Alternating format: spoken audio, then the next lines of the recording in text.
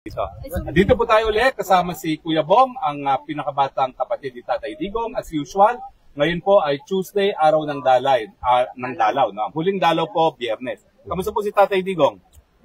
Ang usapan namin yun, very pleasant. Medyo nakakatuwaan dahil, nasabi ko sa kanya that baka ito na ang last ko sa iyo, visitation, because VP Sara is coming as well as mother. And I think Amy is here also. Sabi ko sana, si Amy, sabi ko, I don't know if Amy is coming here. But so nakuha ko na nasa Qatar kasama si Amy. Sabi niya, ganun ba? Okay. So sabi ko, well, ang tour of duty ko sa iyo tapos na.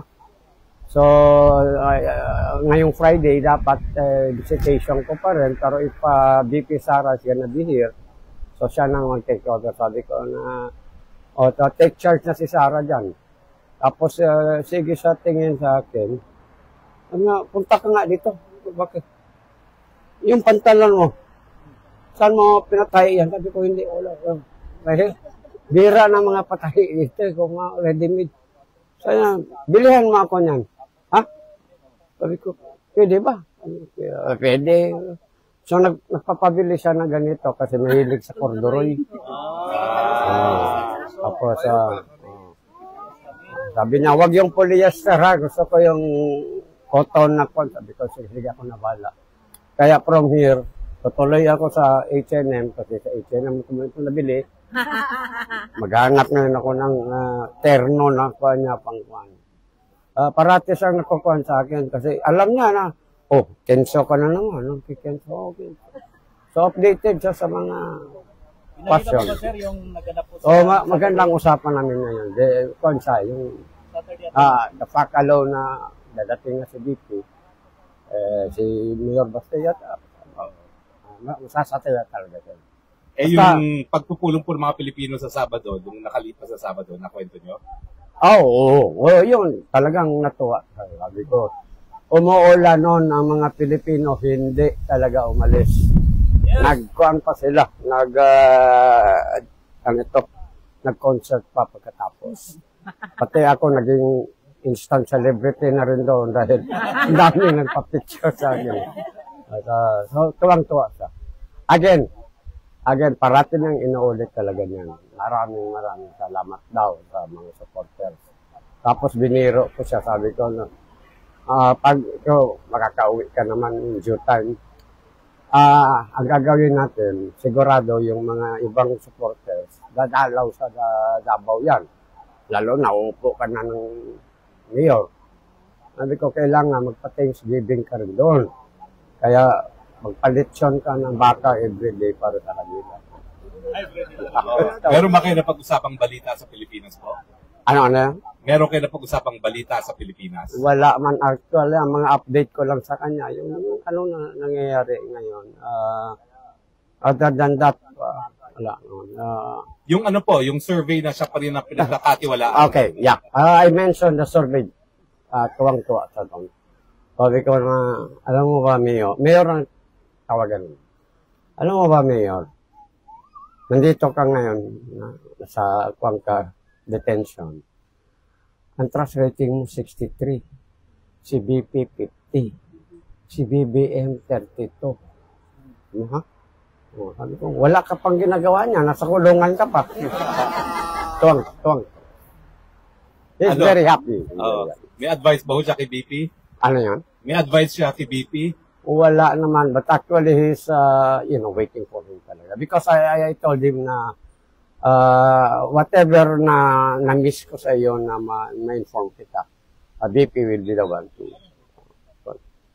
So, we'll wait for BP, and si BP na ang mag-update din sa inyo kung anong magiging usapan. Nalaman ba niya, sir, na namatay si... I also mentioned Freddy Aguilar. Sad, pero... tinanong niya, anong sakit? Sabi ko, hindi ko alam. Hindi naman na-disclose anong sakit. Pero now, yung mga hindi naman lahat ng highlights na nakuha ko sa kanya update. Pero most of the sa top Eddie 10. Aguilar, yes, informed siya. So better, pagdating ni BP, mas makuha siya because mas malawak ang kuha ni BP dyan. So, ako, dahil tapos ng tour of duty ko, papasalamat na lang din ako ulit sa inyong lahat. At kami, babalik na rin sa Pilipinas. So, take charge sa mga anak niya.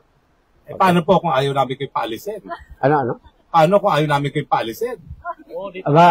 Alam mo, pagkatapos nito, pupunta ako sa H&M ngayon or sa Uniqlo kasi yun ang bilin niya. Ano ba ang size niya?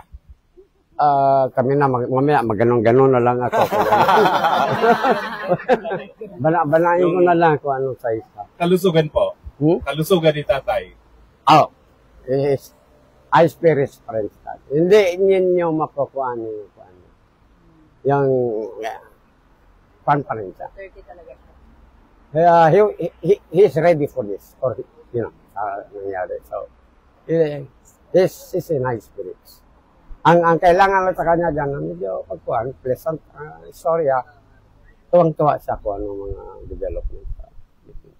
Paano kayo naghiwalay? Dahil uuwi lang kayo ng Pilipinas, naghakapan ba kayo? Nag-iyakan ba kayo? Niyakap ko siya, oy. Kung sabi ko nga, okay, alam mo na, take over na si Vice. Nakap. Sabi ko yun, take care. Gumana na siya.